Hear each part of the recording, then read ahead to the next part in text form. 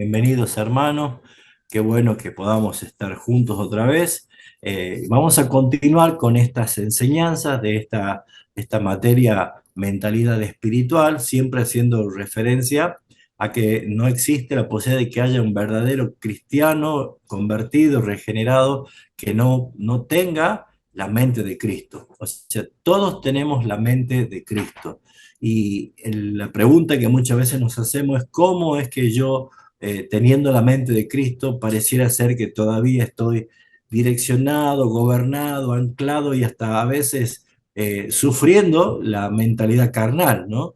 Entonces, la respuesta es simple, porque no hemos desarrollado una mentalidad, ¿sí? Nosotros debemos aprender a vivir esta nueva vida, debemos aprender a vivir la vida del reino, debemos conocer la constitución en los estatutos de la palabra del Señor, las leyes que Dios ha establecido, porque Él las ha revelado con un propósito de que nos sepamos relacionarnos con Dios, que nosotros podamos tener una comunión con Dios.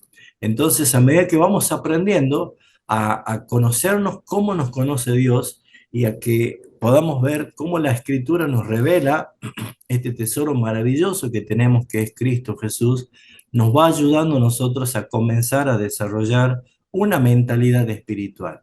¿Qué significa tener una mentalidad espiritual? Alcanzar un nivel de madurez en la cual las cosas secundarias o las cosas que son externas a los planes de Dios no nos deben afectar, no nos deben incomodar o movernos como si fuera que hemos perdido el horizonte, hemos perdido la brújula, sino que al contrario, conocemos la soberanía de Dios, que es un Dios que hace todas las cosas según el decreto de su voluntad, no las improvisa según los momentos que nos toca vivir, sino que está todo hecho antes de la fundación del mundo, que era decretado y establecido todas las cosas desde antes de la fundación del mundo, y nosotros vivimos el desarrollo de su voluntad. Y si erramos, Él es el que endereza nuestras veredas, el que allana nuestros caminos, el que rellena nuestras calzadas para que no tropecemos. En otra palabra, Dios está más interesado en nosotros en que podamos cumplir la meta, porque si es por nuestra naturaleza, nosotros tenemos tendencia siempre a mirar hacia atrás, a mirar a Egipto, a querer volver para atrás. Pero el Señor siempre nos sostiene y el Señor siempre nos lleva a alcanzar esa madurez. ¿Por qué? Porque así como hemos aprendido doctrinalmente, Dios Padre es el que escoge a todos libre y soberanamente quienes van a ser salvados, y son entregados esos escogidos como adquisición o posesión de Cristo, y Cristo vino a este mundo para que con su propia sangre Él pueda redimirlos de los pecados, o sea, comprarlo, adquirir como un pueblo especial, y lo que ha logrado Jesucristo es maravilloso en cuanto a la muerte, a la resurrección y a la imputación de esa justicia que nosotros gozamos hoy, aunque muchas veces nos olvidamos o muchas veces pareciera ser que las emociones predominan las convicciones y nos olvidamos rápidamente. Pero el Espíritu Santo está cumpliendo una función importantísima. El Espíritu Santo va más allá de tener un cuadrito con una paloma blanca pegada en una pared. El Espíritu Santo es la tercera persona de la divinidad que obra y aplica la redención en nuestras vidas y que no se detiene nunca, jamás, de obrar en nuestras vidas para nuestro crecimiento, para moldearnos y formarnos conforme a la estatura, la medida y la imagen de nuestro Señor Jesucristo. Y a través de su gracia, Dios ha permitido que tengamos la iglesia local, que tengamos pastores y maestros, hermanos, que podamos tener una confesión, que podamos tener la Biblia sobre todas las cosas. Y todos esos son medios de gracias que nos ayudan a nosotros a crecer, para que no digamos no lo sabíamos. Delante de su presencia somos inexcusables porque todo ha sido revelado y dado por gracias para nosotros. Entonces, en esta materia, la mentalidad espiritual, nos va a permitir a nosotros empezar a conocernos a nosotros, porque hemos visto desde la primera clase la necesidad de hacer cambios verdaderos y no algo superficial, y muchas veces nosotros cambiamos lo superficial, pero nunca hemos ahondado en lo profundo de nuestro ser. Y hemos visto entonces cómo es que funciona nuestro corazón, cómo es nuestro corazón, hemos visto cómo es el amor, qué es lo que amo o qué es lo que me lleva a mí la necesidad de amar. haciendo referencia a que Jesús ve que donde esté nuestro tesoro, allí estará nuestro corazón. Hoy vamos a hablar un poquito acerca de la tentación. Y es importante para nosotros no solamente definir qué es la tentación, sino poder ver el diseño que Dios nos revela en su palabra para poder entender cómo es que funciona la tentación, cómo podemos ser nosotros librados de la tentación. Entonces, como una definición, ¿qué es la tentación? Es un impulso de hacer o tomar algo que nos atrae profundamente, eh, pero que puede resultar inconveniente la forma en que queremos obtenerlo, ¿sí? Entonces, la tentación surge de un deseo, es el resultado de desear algo. Nadie va a ser tentado por algo que no le atrae. Entonces, siempre la tentación va a ser algo atrayente, algo atractivo, algo deslumbrante, algo que, ¿se acuerdan cuando hablamos del corazón? Es donde se completa la frase quiero. Yo quiero esto. ¿Por qué quiero esto? Porque a mí me resulta valioso, atractivo, importante y por lo tanto se direcciona toda mi voluntad y toda mi fuerza a obtener satisfacción de lo que mi corazón quiere. Nuestro corazón no va a escoger nada que no le sea atractivo.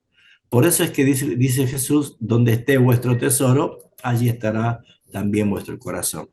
Pero, ¿cómo es que funciona la tentación? ¿Sí? ¿Ser tentado es pecado? Absolutamente no, no, porque Jesús fue tentado en todo, pero no pecó. Nosotros somos tentados constantemente, permanentemente, pero cuando la tentación se transforma en pecado, cuando la decisión y la voluntad de mi concupiscencia ha accedido a la tentación y no soportó la demanda del corazón del quiero tenerlo, quiero poseerlo, y busca satisfacer esa demanda sin importar cuáles son los medios para lograrlo. Entonces, tal como sucede en el ámbito de la medicina, en el ámbito de los médicos, de la ciencia, diagnosticar correctamente es muy importante, porque diagnosticar correctamente la enfermedad es la única forma de erradicar el verdadero problema. Si no tenemos nosotros un diagnóstico preciso, no vamos a saber cómo atacar el problema. Entonces, cuando nosotros encontramos el diagnóstico correcto, podemos entonces aplicar distintos tipos de medicamentos que han sido creados justamente para atacar lo que está causando problemas, ¿no? Entonces, para nosotros, para poder comprender el dilema que es nuestro corazón y cómo funciona y cómo opera la tentación en el corazón, bueno, nosotros tenemos que ir al diagnóstico que la Biblia nos muestra y que claramente está en Génesis capítulo 1, capítulo 2 y capítulo 3. No lo vamos a leer, lo que quiero resaltar algunos puntos, algunos versículos, pero seguramente usted ya lo leyó y no está mal que lo vuelva a leer, porque en esos 3 primeros capítulos, es como que yo siempre le dije así a todos los hermanos que le enseñé, ¿no? Cuando tenemos Génesis 1, 2 y 3, esta sería toda nuestra Biblia, mire, 2 hojitas, ¿no? Pero a causa del pecado tenemos todo esto, ¿no? Entonces, es tan importante el capítulo 1, capítulo 2 y capítulo 3, porque allí tienen mucho en cuanto a la provisión de este diagnóstico de cuál es el problema que enfrenta el hombre en cuanto a la tentación. Entonces, ¿cuál es el diseño del corazón? ¿Cómo fuimos nosotros diseñados? ¿Cuál es realmente la evidencia que nos da la palabra en cuanto a esto?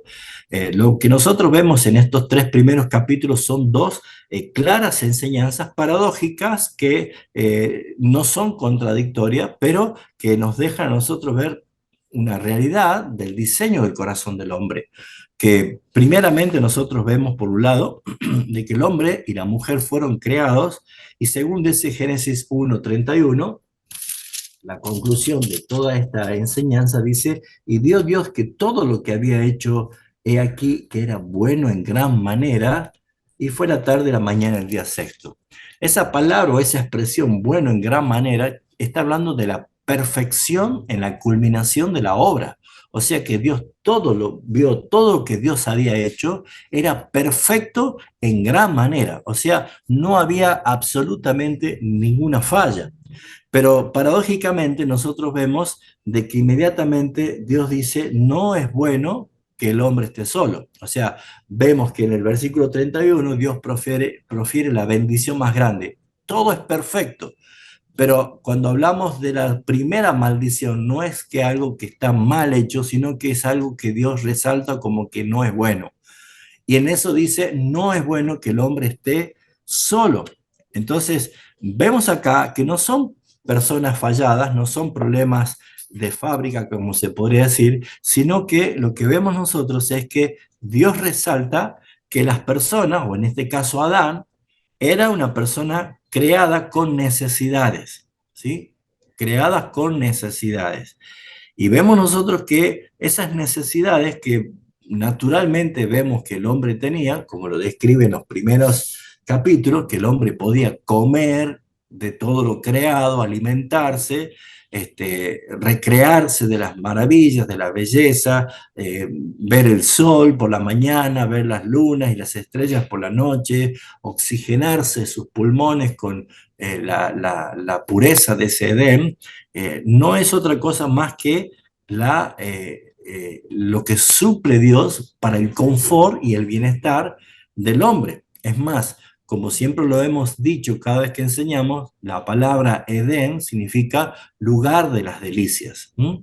O sea, lo más maravilloso que el hombre podía tener, o el lugar más precioso que el hombre podría haber sido creado, ha sido puesto allí en el Edén.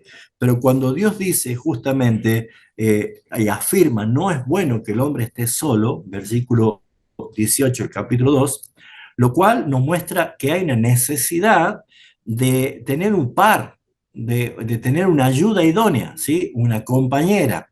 Entonces vemos acá claramente de que si Dios no hubiera visto que el hombre necesitaba una compañera, una ayuda idónea, no hubiera creado a la mujer de la costilla del varón, pero sin embargo Dios hizo que Adán fuera una persona que necesite una ayuda idónea, una compañera. Y también vemos nosotros que describe la comunión que tenía desde el diálogo continuo que tenían con su mujer y también con Dios. Por lo tanto, se enfatiza la necesidad de una relación íntima, tanto con su mujer y también una relación permanente con Dios, que era su creador. Así que esto nos da a entender correctamente que el diseño original del corazón de Dios es comprender que todo ser humano fue creado, perdón, que el ser humano, Adán y Eva, fueron creados sin defectos, absolutamente sin defectos, pero con necesidades. ¿Sí? Adán necesitaba comer, alimentarse, descansar, dormir, relacionarse. Adán necesitaba. Por eso es que nosotros vemos en este punto que es muy necesario entender lo que el Señor está revelando en estos primeros capítulos.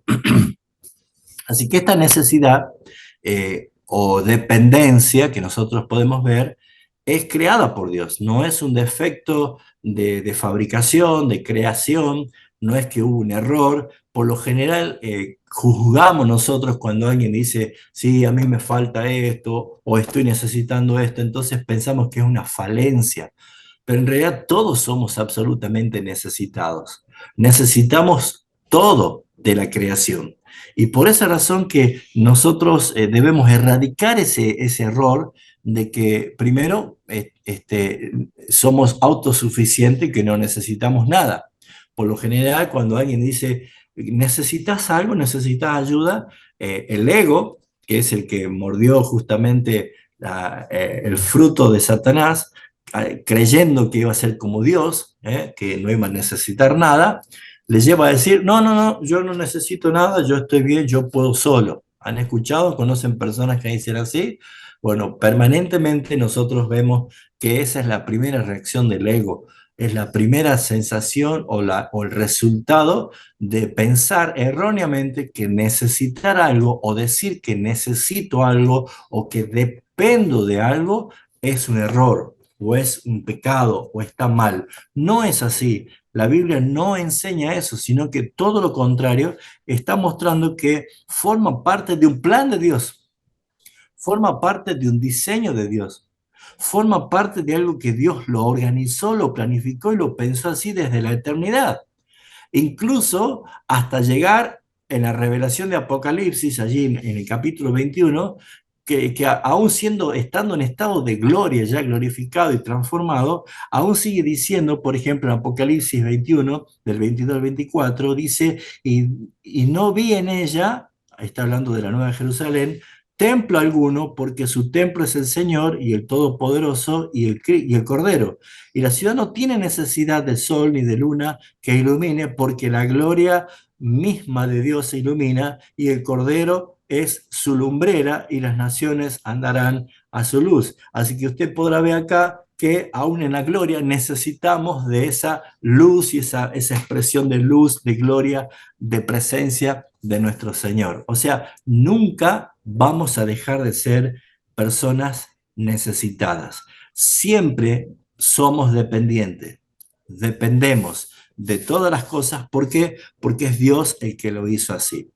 Hoy había escrito en el grupo un ejemplo, ¿no? De que imaginemos que vamos a comprar un autito control remoto a nuestro hijo y el auto está en perfectas condiciones, el auto está brillante, es un rojo fuerte, está intacto, no tiene ningún problema de fábrica, pero para que funcione correctamente el control remoto necesito las baterías o las pilas, ¿no es cierto? Entonces, mi hijo, si yo no le doy la batería, puede jugar empujándolo con la mano o atándole una cuerda y tirándolo, pero para que ande originalmente necesita las pilas. Y creo que eso es importante notar de que el cochecito no ha venido fallado, ¿sí? Está en perfectas condiciones. El cochecito no ha venido con defecto, ¿sí? No, ha sido creado así, ha sido creado para que funcione con pilas. Ahora, ¿lo puedo hacer andar sin pilas? Sí, pero no funcionó para lo que fue creado. Entonces, lo mismo nosotros, cada uno de nosotros, somos necesitados. ¿Necesitados de qué o de quién? Pues somos necesitados de Dios. Esa es la dualidad de la dependencia. Así como el pez necesita el agua para vivir, el ave necesita del aire para vivir, una semilla necesita de la tierra para vivir, todas las cosas tienen dualidad, todas las cosas tienen un paralelo que configuran una exactitud en el diseño de Dios de dependencia para fructificar, para sobrevivir, para llevar adelante las cosas, pero el único que es de toda la creación que se rebeló y que se independizó y que quiso rechazar la guianza, la dependencia de Dios, es el hombre. Por eso es que el hombre no puede ser feliz en este mundo con absolutamente nada si no es en Dios, porque es dependiente de Dios, porque es una criatura de Dios. Y todo lo que haga va a ser vanidad de aflicción de espíritu y sin provecho alguno, porque no les sustenta, no les sirve. Es una alegría pasajera, es simplemente una expresión de alegría temporal o de distracción temporal, pero el vacío y la soledad y la pérdida es inevitable porque nosotros por creación, por diseño de Dios, hemos sido creados para depender y necesitar absolutamente a Dios. Así que usted, hermano, y yo necesitamos, somos personas necesitadas, necesitamos de Dios para sentirnos completos. ¿Por qué? Porque sin Él nada somos. Jesús dijo, separado de mí, nada podés hacer. Nosotros necesitamos claramente de que Dios sea el que supla todas nuestras necesidades. El domingo hacía hincapié sobre lo que es la gloria de Dios y el fin de todo ser humano es glorificar a Dios y disfrutar de Él para siempre. Y cuando nosotros disfrutamos más de Él, Dios más es glorificado. Por esa razón es que en esta clase vamos a tratar de llegar con el tiempo, vamos a ver que primeramente los deseos profundos de mi corazón no es pecado, ¿sí? Nosotros todos tenemos necesidades, todos tenemos deseos. ¿Quién no quiere ser feliz? ¿Quién no quiere sentirse seguro? ¿Quién no quiere sentirse amado? ¿Quién no quiere sentirse valorado? Pero pareciera ser de que esos deseos los suprimimos porque pensamos de que eso está mal o eso es pecado. Pues no es así. A riesgo de que alguien malinterprete, es importante poder considerar que anhelar ser felices o ser aceptados o estar llenos de amor no es pecaminoso, ¿sí? No es pecaminoso. ¿Cuántas personas, aún sin tener a Cristo, buscan eso? ¿Por qué trabajan tanto? ¿Por qué se afanan por tener dinero? Porque quieren ser felices, porque quieren darse los gustos o vivir la vida, como se diría, a través del esfuerzo de su trabajo. Porque hay personas que le tienen miedo al paso de la edad, cuando llega la ancianidad o empezamos a ver el deterioro de nuestro cuerpo, entonces hay que empezar a hacerse algo para maquillar el cuerpo, para que no se note el desgaste. Entonces cuando logra tal vez ponerse alguna cirugía estética, algunos botox, se siente feliz. ¿Por qué? Porque lo que busca no está mal. El problema no está en lo que yo busco, sino de qué forma lo busco o a dónde lo busco. Cómo yo voy a suplir esa necesidad. Entonces, no está mal anhelar ser felices. No está mal llenar el corazón de alegría, no es pecaminoso. Es algo creado por Dios, es algo planificado por Dios. Y como dije, la tentación justamente es la expresión más clara de un impulso de querer hacer o tomar algo que me es muy atrayente, que considero valioso, que considero muy útil para mi vida, para mi crecimiento, pero resulta ser de que no lo hago o no lo busco correctamente, ¿sí? Sino que lo busco en forma inapropiada. Por eso es que es muy importante ver en este sentido. El segundo punto que quiero tratar en esta noche, si es que llegamos con el tiempo, es que los deseos profundos de mi corazón no son un pecado. El diseño del corazón es como Dios nos hizo, dependiente. Segundo, los deseos del corazón no son pecados cuando son profundos. O sea que es algo que nos impulsa. Ahora, ¿todos los impulsos del corazón son sin pecado? No, hay cosas que naturalmente el corazón manifiesta de continuo solamente el mal, como dice Génesis capítulo 6, ¿no es cierto? O sea, no es que todos nuestros impulsos son puros, pero hay cosas que el hombre busca. Y el impulso del hombre es ser feliz, el impulso del hombre es sentirse seguro, el impulso del hombre es sentirse valorado, sentirse amado, sentirse acepto. Entonces, ¿qué pasa? Busca de alguna manera suplir esa necesidad con algo que pueda encontrar que es atrayente para sí mismo. Pero también están los impulsos de un corazón caído, un corazón pecaminoso, como ya lo describe Pablo en Gálatas capítulo 5 del 19 en adelante, cuando dice, manifiestas son las obras de la carne, y habla claramente de todas esas expresiones pecaminosas, que es orgías, borracheras, embriagueces, habla de disensiones, de enojo, de ira, de hechicería, de cuántas manifestaciones que no podemos decir esto sí es muy, esto no es pecaminoso, no. Hay impulsos naturales que salen del hombre que son pecaminosos, pero ¿por causa de qué? Nadie, ningún ser humano, está inclinado a pecar simplemente por el deseo de ser malo, sino porque quiere satisfacer una necesidad creada por Dios, pero al no buscarla en Dios, la termina buscando incorrectamente en el mundo y lo que está haciendo entonces es algo malo, ¿sí? ¿Por qué alguien puede matar por celos a una persona? Bueno, matar es pecaminoso. Los celos están puestos como algo pecaminoso. Pero ¿cuál es la motivación que llevó a una persona a actuar así? Bueno, es la necesidad de ser amado, es la necesidad de sentirse valorado o la necesidad de sentirse acompañado. Pero en vez de buscar el camino de la satisfacción, que es depender de Dios, el que todo lo puede, lo busca justamente de una manera totalmente pecaminosa, errada. Lo tercero es que los deseos profundos de mi corazón solo puede ser satisfechos por Dios. Eso es importante que lo retengamos nosotros. ¿M? Así que vamos a tratar de ir desarrollando un poquito, si el tiempo nos da y mi garganta me permite también, ¿no? Pero, ¿qué es lo que nosotros tenemos que ver? Que todas nuestras necesidades todas, absolutamente todas nuestras necesidades, sean fisiológicas, sean espirituales, eh, familiares, emocionales.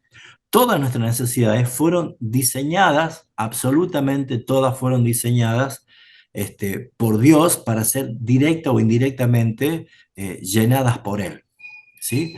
¿Por qué? Porque habla otra vez de que Dios nos creó a nosotros a su imagen conforme a su semejanza. O sea, nosotros no vamos a encontrar la llenura, la satisfacción, la plenitud en ninguna cosa que no sea en Cristo, en Dios nuestro Señor.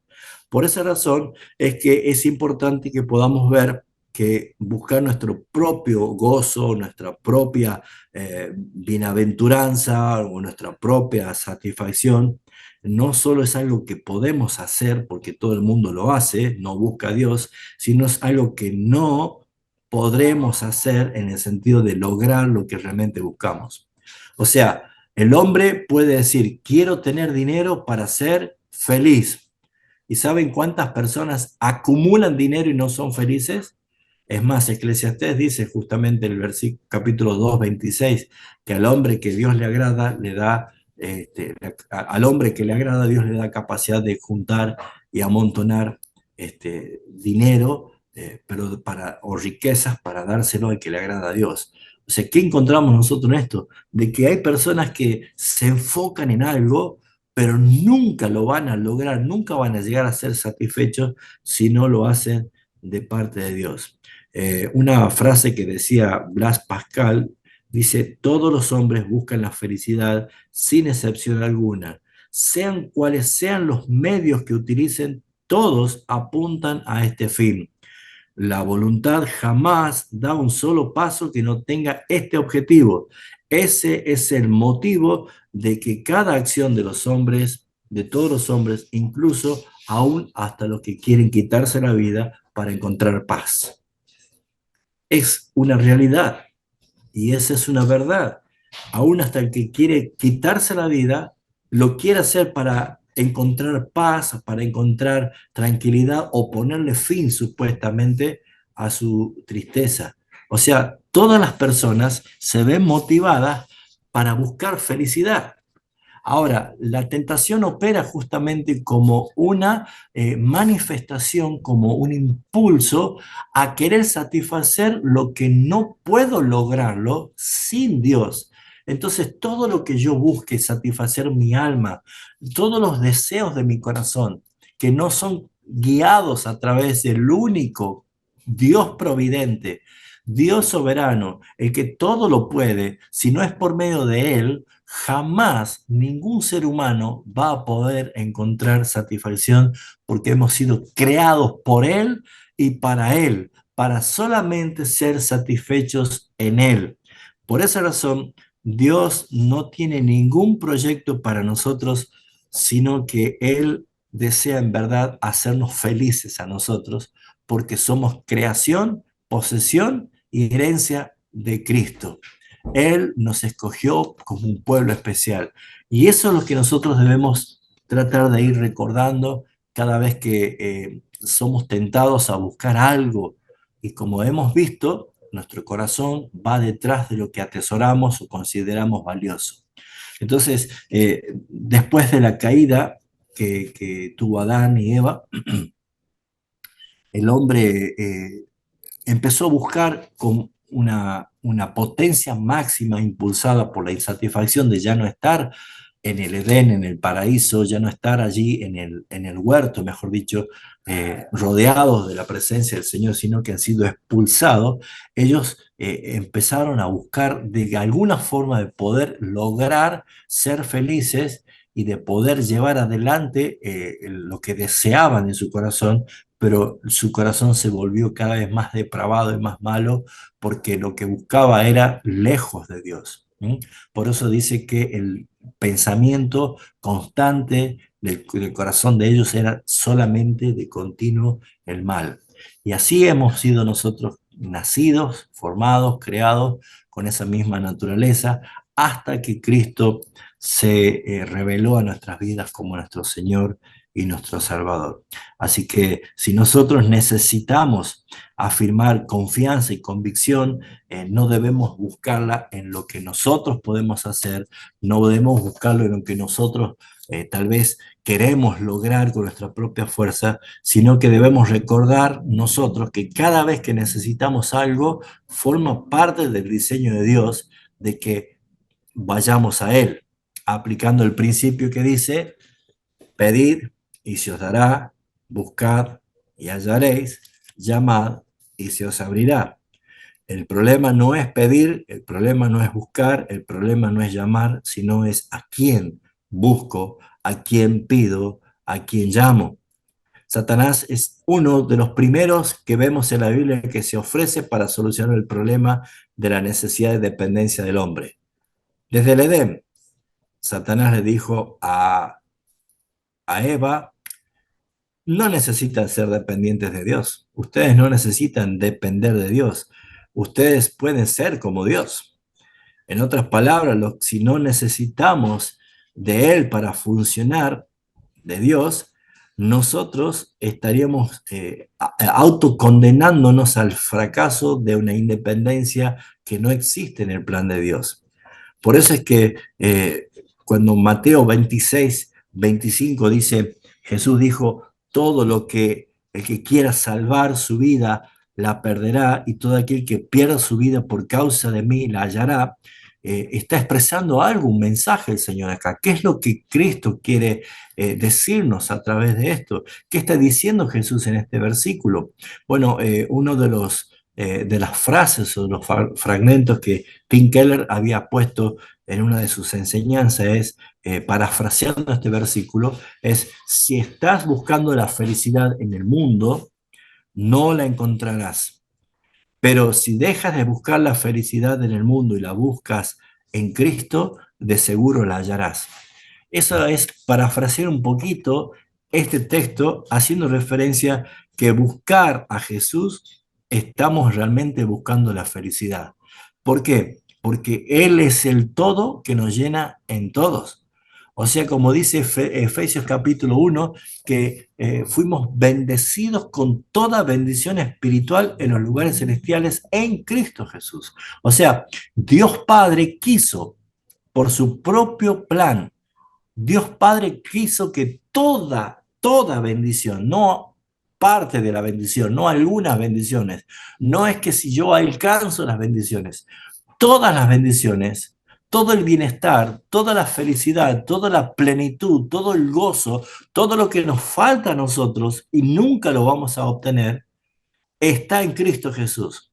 Por eso es muy clara la escritura cuando dice: el que tiene el Hijo tiene la vida, el que no tiene el Hijo no tiene la vida. No puede alcanzar plenitud, no puede alcanzar absolutamente nada si no tiene realmente a Cristo Jesús. Por eso, al buscar a Jesús, estamos buscando realmente la verdadera felicidad, porque buscamos a Jesús como el resultado de que Él se o sea, hemos descubierto a Jesús como lo más atractivo que hay o que hemos aprendido, que hemos visto en todo el mundo. Que nuestros ojos han sido iluminados, que han sido deslumbrados. Por eso es que cuando vemos su gloria, cuando apreciamos sus virtudes, sus perfecciones, cuando apreciamos la belleza de Cristo Jesús, todo lo demás queda opaco, todo lo demás queda detrás. Número 2, los deseos profundos de mi corazón solo pueden ser satisfechos por Dios. Isaías 55, versículo 1 y 2, hace referencia a una de las invitaciones más gráficas que encontramos en la Biblia. Y dice: todos los sedientos, venid a las aguas, y a los que no tenéis dinero, venid y comprad y comed. Venid, comprad vino y leche sin dinero y sin costo alguno. ¿Por qué gastáis dinero en lo que no es pan y vuestro salario en lo que no sacia? Escuchadme atentamente y comed, que es bueno, y se deleitará vuestra alma en la abundancia. Esta es una invitación que si uno no lo ve con los ojos puesto en Cristo nunca va a entender que está hablando de Jesucristo, que es el único que sacia absolutamente todo. Nadie puede saciar como Cristo.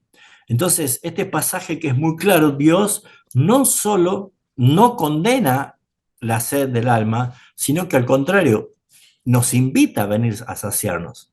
Dios no está diciendo, ¿por qué ustedes tienen sed? No, está diciendo a los sedientos, vengan a mí, vengan a saciarse. Dios no está condenando esto bajo ningún aspecto. Por eso es que una de las cosas que resalta el Salmo 16:11 dice, en tu presencia hay plenitud de gozo y delicias a tu diestra para siempre. O sea, ¿a dónde voy a encontrar la fuente inagotable de mi felicidad? ¿A dónde voy a encontrar la saciedad de todo lo que mi alma desea, todo lo que mi corazón demanda? Pues la trampa de Satanás es quitarnos la mirada de Cristo y empezar a ver lo que el mundo puede ofrecer. El mundo te puede llenar de personas a tu lado, pero nadie te va a amar como Cristo. El mundo te puede ofrecer seguridad con alarmas, con perros guardianes, con armas y con cuantas custodias y vigilancia, pero nadie te va a dar la eficacia del castillo fuerte que es Cristo Jesús para que esté en tribulación. O sea, nadie, absolutamente nadie va a saciar la sed que puede saciar Jesucristo, como le dijo Jesús a la mujer samaritana. El que bebe de mi agua no volverá a tener sed jamás. Por eso es que hay un salmo que dice, el Salmo 84:10, porque mejor es un día en tus atrios que 1000 fuera de ellos. Prefiero estar en el umbral de la casa de mi Dios que morar en las tiendas de impiedad. Por eso, mis hermanos, es que cuando hablamos de la tentación, es el acto que nos lleva, nos promueve a la necedad. Es, ¿qué tengo que hacer cuando soy tentado? Escoger. ¿Escoger qué cosa? ¿Satisfacer la necesidad de una manera incorrecta o satisfacer mi necesidad de la manera lícita, legal, correcta y la invitación más clara que me dice el Señor? Vengan a mí, vengan a mí. En tu presencia hay plenitud de gozo y delicias a tu diestra para siempre. No es temporal, es para siempre. Es una fuente inagotable.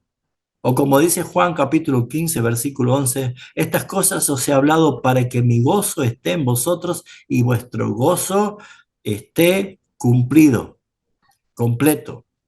Que vuestro gozo sea absolutamente completo, no por parte, no en falla, sino completo.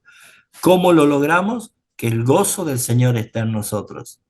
Por esa razón es que debemos ver que la tentación va a encontrar lugar en la concupiscencia de un corazón que no se le ha revelado a Cristo como el único manantial de vida, la fuente inagotable y que va a buscar satisfacer todo lo que anhela a través de la manera equivocada. Así que eh, cuando nosotros podemos ver esta necesidad, empezamos a meditar el por qué lo hago, ¿no? ¿Por qué hago lo que hago? ¿Por qué estoy buscando satisfacer en algo que no debería buscarlo, sino que Dios quiere que todas mis necesidades, acuérdense que somos creados para ser dependientes, las pilas, ¿eh? Yo puedo funcionar de una manera distinta, pero no es el diseño de Dios. Pero cuando yo entiendo, yo soy dependiente y Dios sabe mi necesidad, Dios conoce mis pensamientos. Aún no llega la palabra a mi boca, Señor, y Señor, tú ya lo sabes todo. Aún desde lejos te son conocidos mis pensamientos. Dios conoce la intención de mi corazón, Dios conoce la motivación de mi corazón. Entonces, no te quedes con lo que te falta, sino que pídele al Señor. Como dice el apóstol Pablo, sean conocidas vuestras peticiones delante de Dios con toda oración y ruego. Y lo primero que va a inundar tu vida, como que hay una aceptación y una respuesta que va a venir, es la paz de Dios guardará vuestros corazones y vuestros pensamientos en Cristo Jesús. Nuestro mayor deber como cristianos es disfrutar de Dios. no sufrir a Dios. Uy, Dios es un Dios malo, un Dios, un Padre que me castiga. Ay, he pecado, cuidado que el Señor no me vea. No debes conocer a ese Dios, debes conocer a Dios como Padre. Y puedes tú entender que aunque siendo pecadores, Cristo murió por nosotros. Y que nuestros pecados que se van a manifestar cotidianamente hasta algún día seamos transformados en gloria, la palabra de Dios nos da la solución. Dice que si pecamos, abogado tenemos para con el Padre. Y que si confesamos nuestros pecados, Él es fiel y justo para perdonarnos y limpiarnos de toda maldad. Mis amados hermanos, no hay manera de descartar esta bendición, no hay manera de descartar este beneficio, porque nuestro mayor deber como cristiano es disfrutar a Dios. ¿Por qué? Diríamos, ¿pero por qué? Porque como lo venimos resaltando, disfrutamos de aquellos que amamos. Y el mayor mandamiento que Dios nos ha dado es amarlo a Él. Amarás al Señor tu Dios. Disfrutamos de aquello que amamos. ¿Dónde está tu corazón? ¿Dónde está tu tesoro?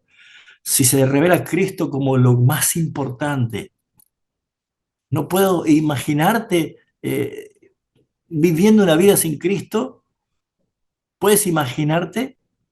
Pues nosotros que hemos conocido a Cristo, nuestro mayor deleite es Cristo.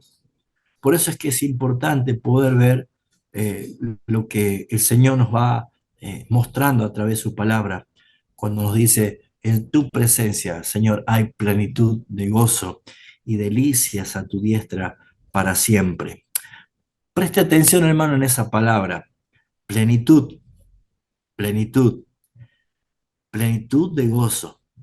La gran lección que nosotros debemos aprender en este caso es que como seres humanos, que cuando Dios no es suficiente para nosotros, nada en este mundo que nos ofrezca va a poder suplir o satisfacernos si no lo hemos encontrado en Dios. Ahora, no es porque Dios no lo tiene, sino porque nosotros no hemos aprendido a confiar que Él es el que suple todas nuestras necesidades.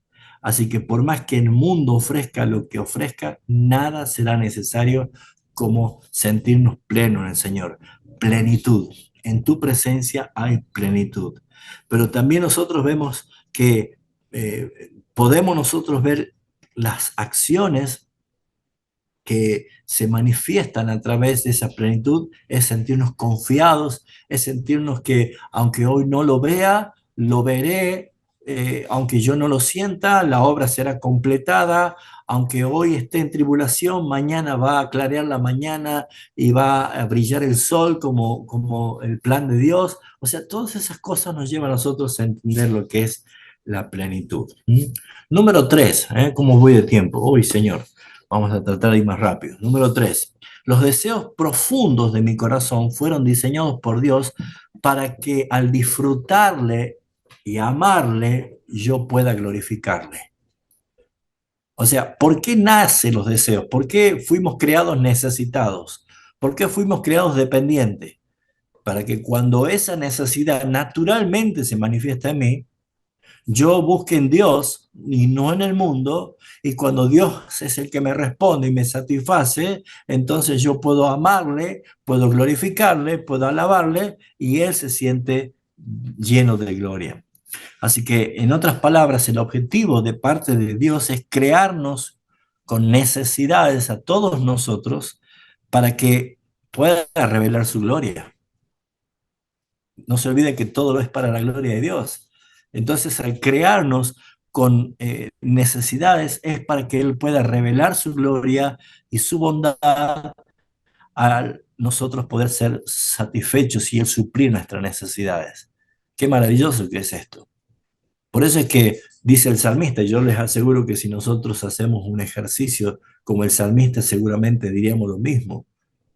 Si yo intentara sumar todas tus maravillas o contar todas tus maravillas, no me alcanza el tiempo, no me alcanza el tiempo. O como Juan escribía el propósito de ese evangelio, dice, hubo tantas cosas que hizo Jesús que no cabrían los libros en el mundo para describir lo que él hizo. Nosotros somos muy fáciles en olvidarnos rápidamente de los beneficios, de un Dios que nos favorece. Pero cuando empezamos a ver nosotros de que Dios nos permite ser dependientes y pasar por necesidades y pasar por pruebas, pasar por angustias, pasar por caminos y valles oscuros y tenebrosos, no es porque no nos ama, sino que es para que nosotros aprendamos a depender de Él, aprendamos a buscar en Él solamente y aprendamos nosotros a disfrutarle a Él sabiendo de que mi Dios suplirá. Por eso Jesús decía, si vosotros padres malos saben dar cosas buenas a vuestros hijos, cuánto más vuestro Padre Celestial que está en los cielos? Él les dará todas las cosas si nos ha dado al Hijo. De tal manera amó Dios al mundo que ha dado a su Hijo unigénito para que todo aquel que en él cree no se pierda, mas tenga vida eterna. Por eso, mis hermanos, la forma en que nosotros disfrutamos, apreciamos, valoramos y amamos a Dios, sin duda es un diseño de parte de Dios que se va a revelar a través de nuestro peregrinar desarrollando esta mentalidad espiritual. ¿Cuántos de los que están aquí en pantalla me levantan la mano diciendo yo estoy pasando momentos difíciles hoy? ¿Algunos sí? Todos pasamos momentos difíciles, ¿no? ¿Quién no tiene momentos difíciles? Pero ¿cuál es la diferencia de un creyente a un incrédulo? Que mi Dios pues suplirá conforme a sus riquezas todas nuestras necesidades. Y yo lo creo, porque la fe actúa con la convicción de lo que se espera, con la certeza, aún de lo que no se ve. Mi fe actúa con confianza y afecta mi razón y mi conocimiento y me permite a mí disfrutar en obediencia, sabiendo de que cuando Dios dice es por acá, aunque todo el mundo diga que es por allá, yo voy a seguir la única voz que me dice es por acá, porque yo sé que Él es el que me guía mis pasos y nunca me llevará por caminos inciertos, sino que cuando yo escucho la voz del Señor y camino siendo guiado por Él, el fin es mesas de banquete en presencia de mi Señor, en la casa del Padre, donde moraremos por largos días. Así que la meta de Dios es que cada paso que demos nosotros en nuestro peregrinar, en este camino de la salvación, sea glorificar a Dios, sea bendecir a Dios. Por eso, mis hermanos, debes recordar esto, que Dios te creó para que pases la eternidad glorificándole y disfrutando de Él para siempre. Eso dice la palabra, por el propósito de por qué fuimos nosotros creados, por qué fuimos nosotros escogidos por el Señor. Número 4. Los deseos profundos de mi corazón no son el problema. El problema es cómo y dónde yo los satisfago, ¿sí? Eso debemos nosotros tener en cuenta porque el problema es cómo solucionan nuestras necesidades más profundas de nuestro vacío, nuestra carencia de identidad, nuestro propósito, el significado del valor que tenemos, la necesidad de ser aceptados, amados, respetados, la identidad de familia. Todas esas cosas que naturalmente se presentan a nosotros es saber cómo yo lo voy a suplir y dónde lo voy a suplir.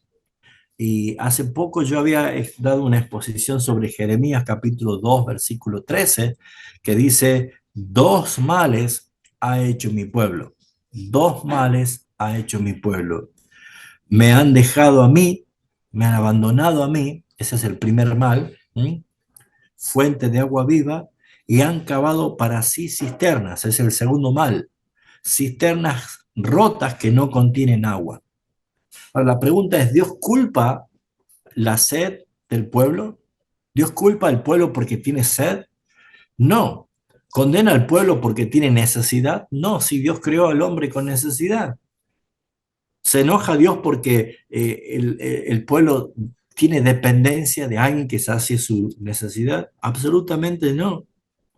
¿Acusa a Dios a Israel por el problema que está teniendo en ese momento? No, claro que no. Pero los dos males que comete Israel no tienen que ver con la necesidad. O sea, nosotros somos necesitados. Queremos ser felices, Señor. Queremos sentirnos amados. Queremos sentirnos plenos. Queremos sentirnos valorados. Queremos sentirnos en familia. Queremos sentir seguridad. Queremos sentir paz, Señor. ¿Cuántas personas dicen esto? Y Dios no se enoja por eso, porque hemos sido creados para que busquemos cada vez que tenemos esa necesidad en Él. No hay que hacer psicología en esto.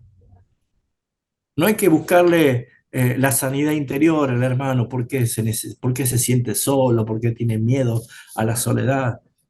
Es natural, Dios no se enoja con eso. El primer mal es que abandonaron a Dios. El primer mal es que desecharon a Dios. Por eso el problema del pueblo no es la necesidad, sino el abandono de Dios. Y el segundo es buscar la solución en cualquier cosa fuera de Cristo, fuera de Dios. Son los dos problemas en los cuales se manifiesta con mucha naturalidad. Y es la forma que se manifiesta con un problema en el corazón. Por eso es que nosotros no debemos dejarnos llevar por el impulso inmediato de nuestro corazón cuando hay una necesidad, sino que nosotros tenemos que permitir que el Espíritu Santo, que nos guía a toda verdad, a toda justicia, que nos convence de pecado, no endurezcamos nuestro corazón, sino podamos decir, Señor, esto que estoy por decidir es correcto, proviene de ti, Señor. Así que, ¿cuál es el problema?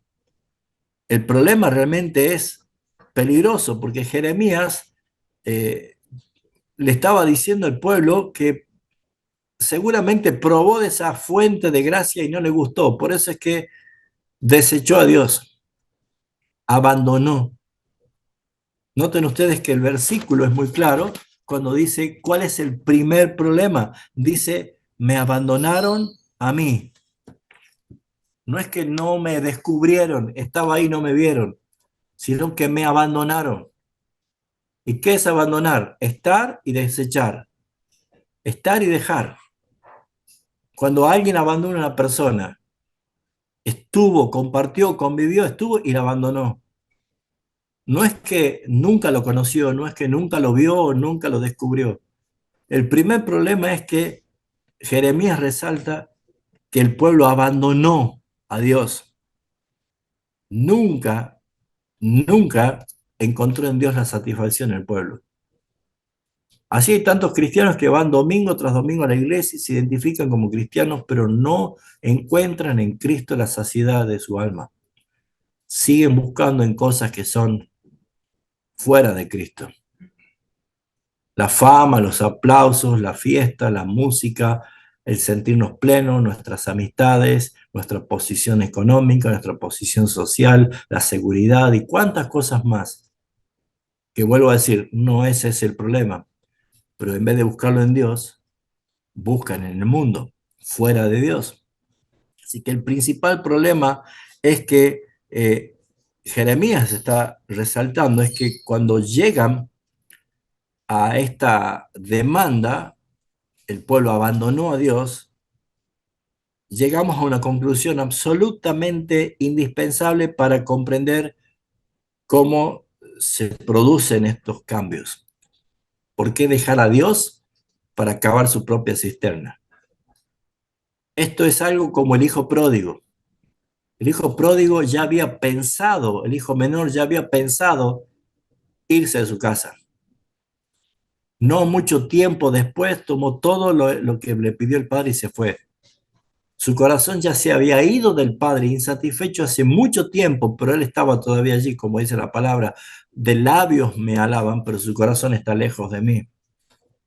Porque antes de comenzar a buscar placer en el mundo, ya han dejado de encontrar placer en Dios. Antes de encontrar saciedad en el mundo, han dejado de satisfacerse en Dios. Dicho de otra forma, mis hermanos, la razón por la cual yo intento satisfacer mis deseos profundos con ofertas de la caída creación es porque previamente he dejado a Dios y ya Dios dejó de ser mi mayor placer, mi mayor tesoro, y por eso es que Dios hace una demanda a todo cristiano, como en la iglesia de Éfeso: vuelve a tu primer amor, vuelve a tu primer amor. Porque una persona que deja la tentación que entre, como las tentaciones sexuales, el robo, el adulterio, la pornografía, eh, todas esas cosas encuentran lugar porque han dejado de buscar satisfacción en Dios. Dios ya no es lo importante. Entonces, antes de caer en esos pecados, suceden dos cosas. Primero, dejo de encontrar placer en Dios. Ese es el primer mal. Dejo yo de deslumbrarme por su santidad. Dejo de experimentar ese palpitar en mi corazón y ese temblar de rodillas ante su presencia.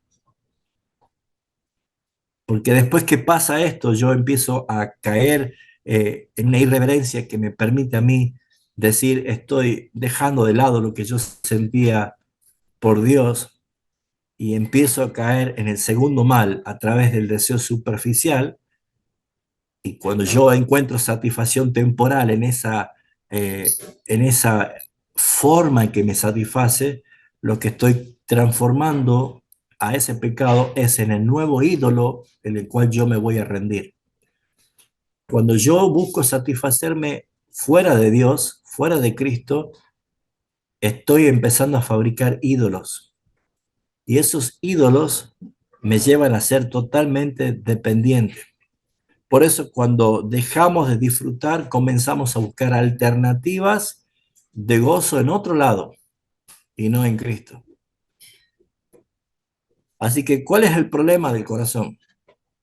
La tentación, todos son tentados. Jesús fue tentado, pero él no pecó. Entonces, no es el problema la tentación, sino cómo respondo yo ante la tentación, cómo respondo en mi corazón. Porque nosotros podemos ver claramente que cuando yo peco, estoy creando, o estoy empezando a creer, mejor dicho, en una mentira. Cuando yo peco, cuando desecho a Dios, es porque estoy creyendo en una mentira. Porque nuestro corazón solo elige, solo va a orientarse, solo va a enfocarse en aquello que aparenta ser bueno y beneficioso para nosotros. Nuestro corazón va a orientarse, va a decidir ir detrás de aquello que aparenta ser bueno y ser beneficioso para nosotros. Ninguno de nosotros va a buscar algo que nos dañe a sabiendas.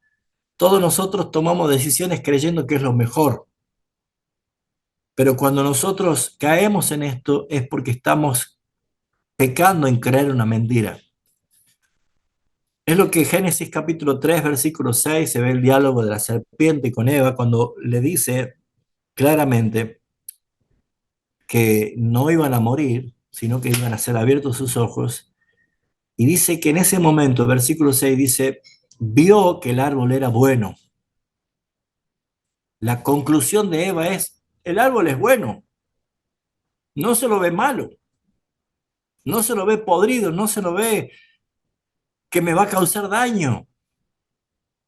O sea, se autoconvence con un juicio de valor propio diciendo: es bueno. Ya el pecado empezó a manifestarse, porque Isaías 5:20 dice: ay de lo que a lo bueno le llaman malo y a lo malo le llaman bueno. Porque pierde la noción del sentido de valores de las cosas. Vio que era bueno para comer y que era agradable a los ojos. No solo dijo que el árbol era bueno, sino que ahora también era agradable. No puedo quitar la mirada de algo que es agradable. El ojo nunca se sacia de ver, ni el oído de oír. Pero cuando vemos algo desagradable, lo primero que hacemos es taparnos los ojos. Cuando escuchamos algo desagradable, nos tapamos los oídos, nos queremos ir porque no nos gusta escuchar. Pero nunca se sacia el ojo de ver o el oído de oír algo que es agradable. Y Eva vio que el árbol era bueno y que el fruto era agradable a los ojos. Los ojos van a evaluar y van a juzgar lo que nosotros consideramos que esto es bueno, y la tentación funciona así. Cuando ya dejo de ver a Dios como la fuente de mi bendición, de mi saciedad, de mi plenitud, cuando ya no me deslumbra Cristo a mí, empiezo a buscar yo todo lo sustituto. Y no solo cuando encuentro algo que es una tentación, lo sustituto, yo empiezo a autoconvencerme que es bueno y que es agradable, y no tan solo que es bueno y es agradable, sino que el árbol era deseable, codiciable, quiere decir deseable, era atractivo. Y cuando el corazón trajo estas tres conclusiones, que es bueno, que es agradable y es apetecible, es deseable, inmediatamente acaba de formar un ídolo de quien yo voy a depender. Y por esa razón es que la concupiscencia cedió a la tentación y dio a luz al pecado. Esto es lo que pasó con Eva. Tuvo la posibilidad de escoger una elección, y ella prefirió desechar la voz de Dios o la dirección de Dios, el mandato de Dios, y caer justamente en este engaño. En Santiago capítulo 1, 14 y 15, lo voy a leer de la versión parafraseada, dice: cada uno es puesto a prueba por su propia pasión desordenada. Lo que lo arrastra y lo seduce, semejante pasión concibe y da a luz el pecado, y este, una vez que es cometido, origina la muerte. Esa tentación que cada uno es puesto a prueba es a causa de la pasión desordenada. ¿Por qué desordenada? Porque fuimos creados a ser dependientes de Dios, no independientes de Dios y dependientes del mundo. Fuimos creados a depender de Dios, y si Dios es el que me suple todo, yo no necesito nada de fuera de Dios. Pero cuando el pueblo dijo abandonó a Dios, es porque ya dejó de sentir placer en Dios, de sentir saciedad en Dios, y entonces comenzó a cavarse su propia cisterna. Richard Baxter decía: la voluntad nunca desea el mal como mal, sino como un aparente bien. La voluntad nunca desea el mal como mal, sino como un aparente bien. Está disfrazado, está engañado. Yo me quiero casar con esta chica porque, aunque no es creyente, sé que va a cambiar, sé que me va a amar, sé que va a amar a Dios, va a empezar a ir a la iglesia. Esa es exactamente la forma que la tentación llegó a Eva. Los tres puntos que son claros para cómo entender cómo desalinearse y caer justamente en una pasión desordenada. Por eso es muy interesante notar que en el Edén es donde por primera vez el ser humano se encuentra con el dilema de sus necesidades y que puede ser satisfechas en otras cosas y no en Dios. Tremendo, ¿no? Por eso, mis hermanos, el problema no es que no creamos o no creemos en Dios, que quiere y puede satisfacer nuestras verdades y nuestras necesidades y transformarlas en nuestros propios amos, sino el que nosotros directamente escuchamos o vemos la alternativa cuando ya Dios no es el que nos satisface. Por eso es que quieres orar como nunca antes y te terminas durmiendo. Por eso es que quieres tener una vida devocional y no logras leer ni un capítulo. ¿Por qué? Porque no lo haces en Dios, no lo haces en Cristo. Lo estás haciendo en tus propias fuerzas, y tu naturaleza nunca va a encontrar las fuerzas para hacerlo. Por esa relación, por esa situación, es que nosotros necesitamos entender que pecamos cuando creemos la mentira. San Agustín decía: así anda fornicando el alma con las criaturas cuando se separa de vos y busca fuera de vos lo que puro y limpio no haya sino cuando vuelve a vos. Solamente hemos sido creados para disfrutar y satisfacernos en Cristo. Pero también nosotros vemos que peco al reemplazar a Dios por otra cosa. Así como sucedió en el Edén, y como vimos en Jeremías 2:13, la esencia de ese pecado del ser humano es el rechazo de Dios y su posterior reemplazo de Dios. No solo abandonar a Dios, sino que ahora reemplaza a Dios por otra cosa. La actitud termina claramente produciendo dos efectos inevitables. Primero, nos transforma en nuestro propio Salvador. ¿Por qué? Porque yo cavo mi propia cisterna. Yo decido cómo quiero vivir. Yo decido cómo quiero ser feliz. Yo decido cómo quiero prosperar. Yo decido cómo quiero triunfar. Yo decido cómo quiero ser amado. Yo decido cómo quiero ser valorado, cómo quiero ser respetado. En otras palabras, el primer efecto inevitable cuando yo reemplazo a Dios por otra cosa es que me transformo en mi propio Salvador. Y ojalá que te des cuenta a tiempo de que eso es una mentira, si estás caminando así. Pero al rechazar a Dios, ahora somos nosotros mismos, nuestros propios salvadores, o los que nos podemos dar los gustos o complacer nuestras necesidades o satisfacer y sustentar nuestras necesidades naturales. Entonces, la persona que se erige como su propio salvador, consciente o inconscientemente, rechaza la soberanía, rechaza la voluntad, la sabiduría, la gracia de Dios y lógicamente la consecuencia última de este rechazo es que la deshonra honra la gloria de Dios, deshonra la gloria de Dios. Así que si nosotros decimos al Señor, yo decido controlar mi propio destino, siendo yo mi propio amo, lo que hago es rechazar su soberanía.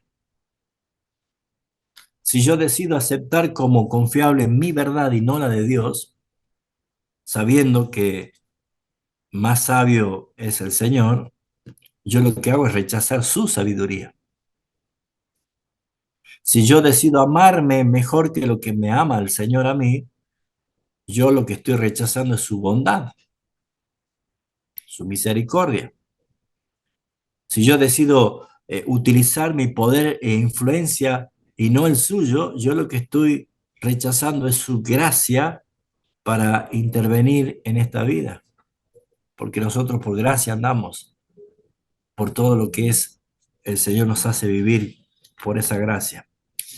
Así que la esencia de este pecado es la independencia de Dios, hermano. Por eso es que es difícil encontrar algo que deshonre más a Dios que dirigir nuestra propia vida y opacar su gloria. Tal como lo podemos expresar que la dependencia exalta a Dios, nuestra independencia deshonra a Dios.